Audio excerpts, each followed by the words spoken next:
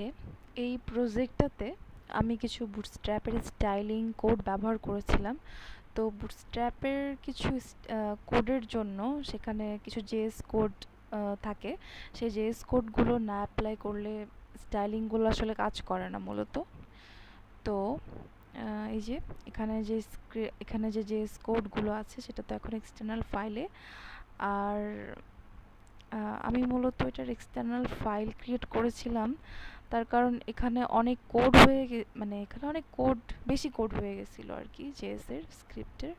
তো আমি ভেবেছিলাম যেহেতু অনেক কোড, তো এটা একটা এক্সটার্নাল ফাইলে রেখে দিই, এক্সটার্নাল ফাইলে কোডগুলো কাট করে দেন পেস্ট করে দিই। তো সেই অনুযায়ী আমি পেস্টও করেছিলাম। করার পরে আমার মূলত যে প্রবলেমটা দেখা দিয়েছিল সেটা হচ্ছে এই তো এখানে যে ক্যারাজেলগুলো দেখা যাচ্ছে সেই ক্যারাজেলগুলো কাজ করছিল না, আউটপুট আসছিলই না ক্যারাজেলের কোডগুলো। তো এই প্রবলেমটা আমি ফেস করছিলাম।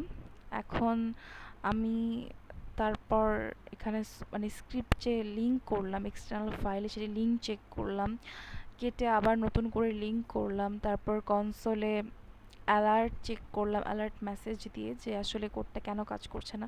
সব চেক করার পরে কোনো ইরর না থাকা সত্ত্বেও যখন দেখলাম যে এরপরেও কোডটা কাজ করছে না, এরকম অনেক চেষ্টার পর ফাইন্ড আউট করলাম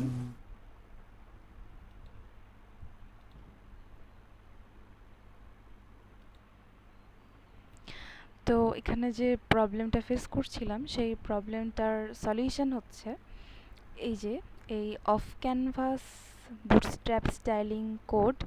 এটার সাথে এই জেএস কোডটা ছিল।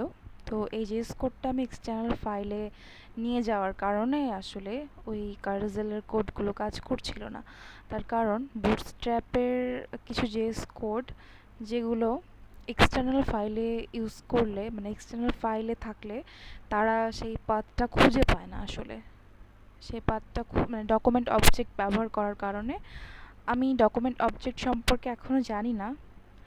তো জাস্ট এইটুকু জানি যে এটা যদি আমি এক্সটার্নাল ফাইলে কথাটা হবে এক্সটার্নাল ফাইলে যদি আমি এই কোডটা রাখি তবে এখানে কিছু কোড কাজ করবে না। তো এই কোডটা এক্সটার্নাল ফাইলে রাখার জন্য আমার ক্যারাজেলের আউটপুটগুলো আসলে দেখা যাচ্ছিল না, তাই আমি এটাকে আবার HTML বডিতেই রেখে দিলাম। আর তারপর এই যে কোড কাজ করছে, ক্যারাজেল কাজ করছে। সো এই প্রবলেমটার সলিউশন এটাই, যেটা যেই কোডগুলোর জন্য কাজ করছে না সেই কোডগুলো এক্সটার্নাল ফাইলে না রেখে HTML এর বডি ট্যাগের ভেতরেই রাখতে হবে। That's it.